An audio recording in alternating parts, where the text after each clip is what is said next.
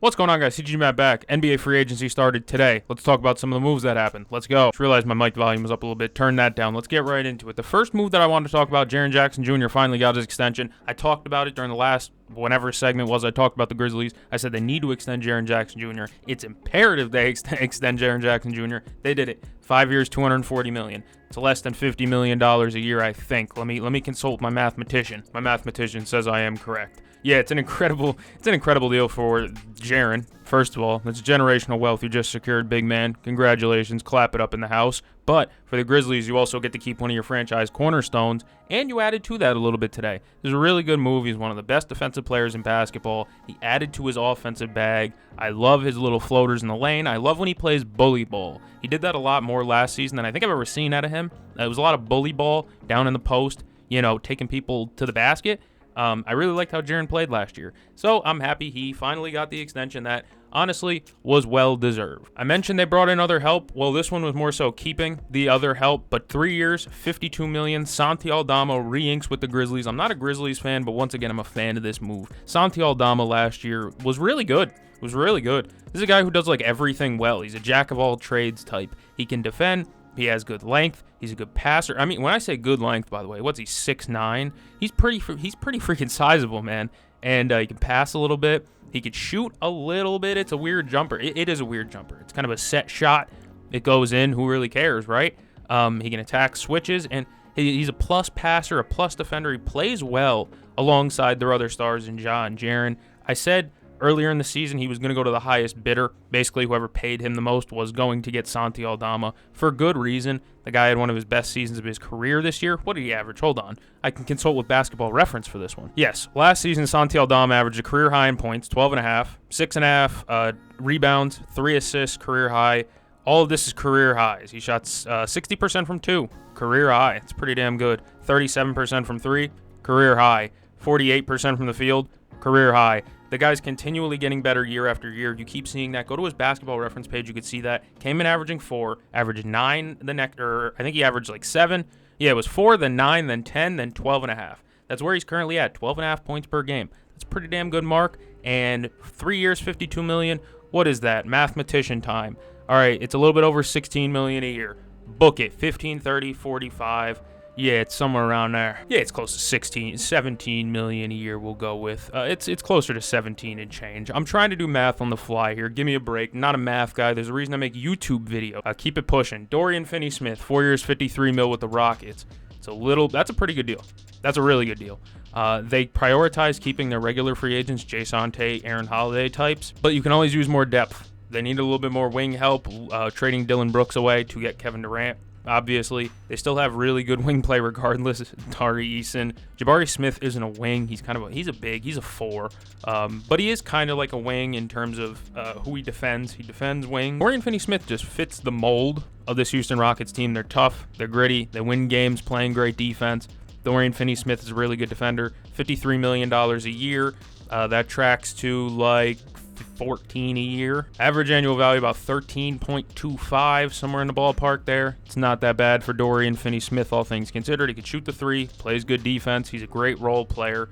He played really well last year, too. I don't know about the Lakers. I'm not sure about his Lakers tenure. However, I was surprised he even left the Lakers to begin with. There's all the reports about him having this great relationship with Luka Doncic and stuff like that.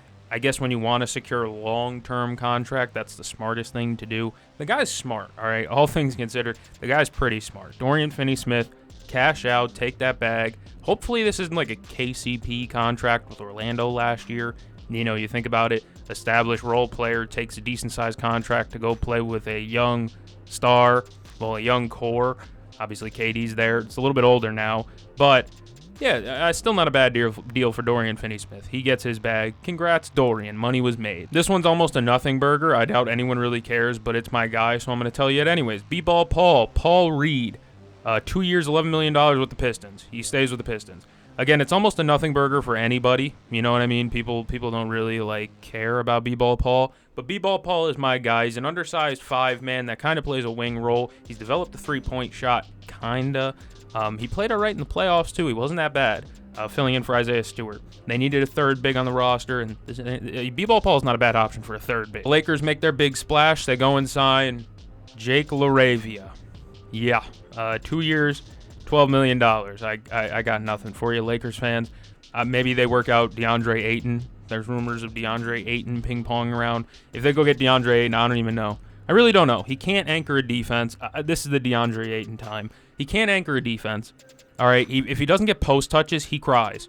That's the thing. People were like, he was a starting center on a championship team. Yeah, and half the time, all he did was cry, complain, and beg for the ball more. He wants post touches. He's not a good post big man. He doesn't have a great post game at all. It's inefficient. He takes fadeaways over guards. He's soft at times. He has a better build than a lot of other NBA players, and he's softer than 80% of other NBA players when it comes to being physical. He can't anchor a defense.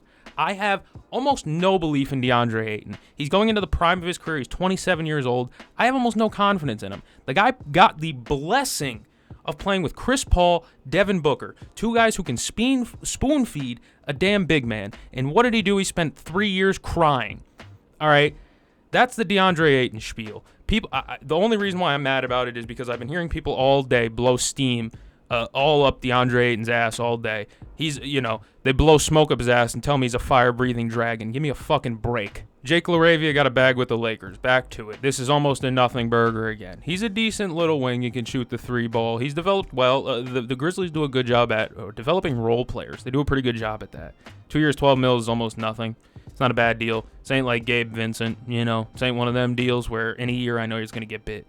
2 years, $12 million. There's almost no such thing as a bad 1 to 2 year deal. Tre Jones, 3 years, $24 million with the Bulls. Again, I am not a mathematician, all things considered, but $8 million a year? That's not bad for Tre Jones.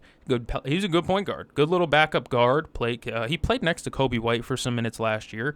He really is just a really good backup guard. $8 million a year. Him and his brother are basically copy-paste of each other. Tyus is a better three-point shooter, I believe. But they're basically copy-paste of each other. They're good bench guards and nice little third guards who can play make and get other guys involved. I really like both of the Jones brothers. They're very productive NBA players. Tre was a lot better post-trade to the Bulls. I don't know if his stats would agree with that. I can look that up. Yeah, his stats with the Spurs last year, 4.5 points, 3.5 assists. That's not bad. He shot 31% from three. He goes over to the Bulls. His minutes goes up 25 minutes per game. 11.5 points, 5 assists, 3 rebounds, shot 50% from three, albeit on 1.2 attempts. That's not enough. That's rookie numbers. You got to get those up. But he's not a bad player. I really like Tre Jones. I like the fit because they only have really one true playmaker on the roster. In my mind, I'm not thinking of anybody else. It's Josh Giddey. Kobe White's a good scorer, really good scorer, not the greatest passer I've ever seen. So you need somebody else who can help play make. Tre Jones pretty good. Big fish, Michael Porter Jr. and an unprotected 2032 pick going to Brooklyn for Cam Johnson. Pretty good deal honestly for both sides. 2032. I don't even know if the Nuggets are going to be competitive by then. We're going into 25, 26 this year. That's 5 more years. Who the hell even knows who's on the roster by then, right? If Jokic is still there, they'll probably still be competitive. But it's unprotected. It's 2032. For the Nuggets, it's a very low. I don't even know. It's kind of a not even that high of a buy. 1 first-round pick, and you got one of the smartest players in the NBA, in Cam Johnson. You watch his interviews. I've said it a million times. This guy is smart. You get a good basketball mind with Nikola Jokic. No offense to Michael Porter Jr. There's a couple of bolts, screws loose up top in that noggin of his. He doesn't pass.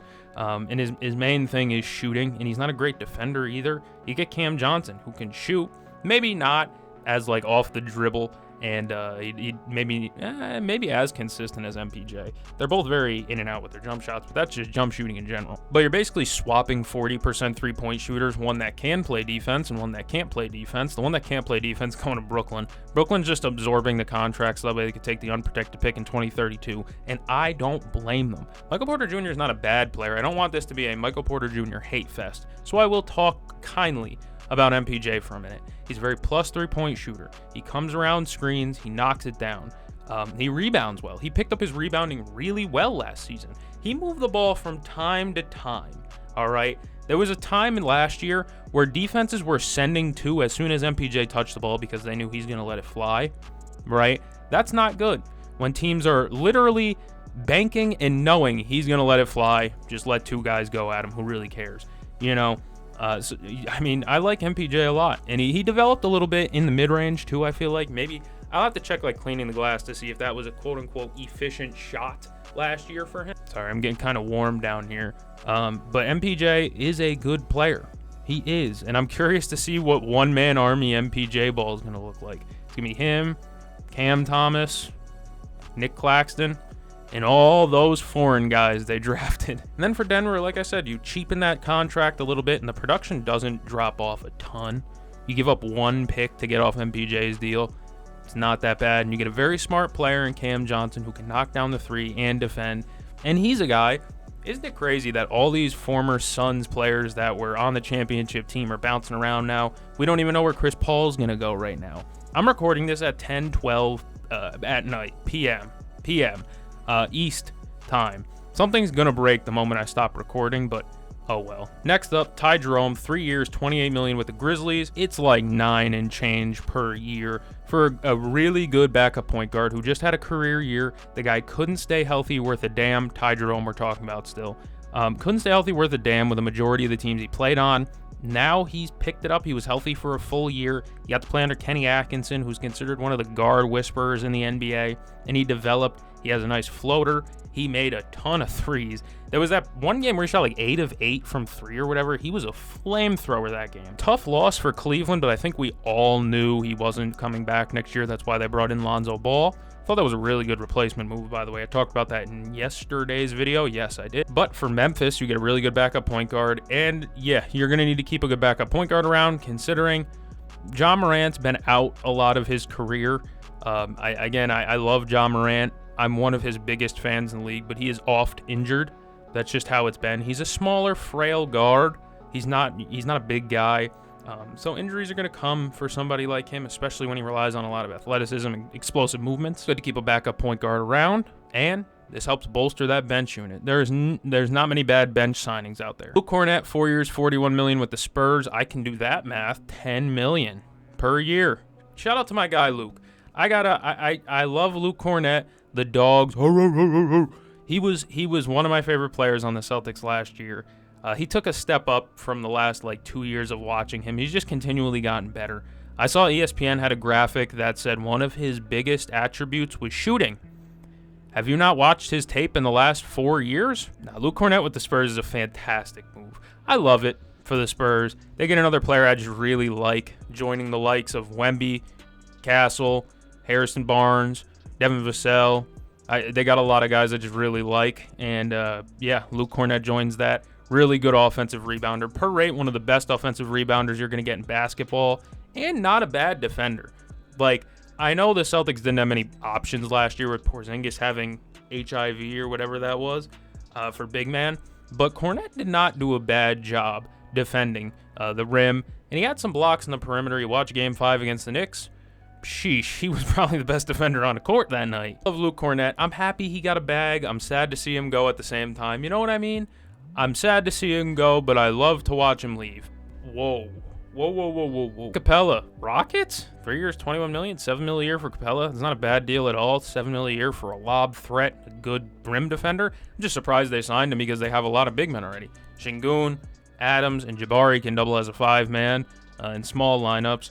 Then you bring in Capella into the mix. I mean, it's not bad. Don't get me wrong. You're having a bunch of big bodies around. Their team is going to be awful hard to beat just because of how physical they're going to be. You bring in Clint Capella, and you already have Steven Adams. That's two physical big bodies.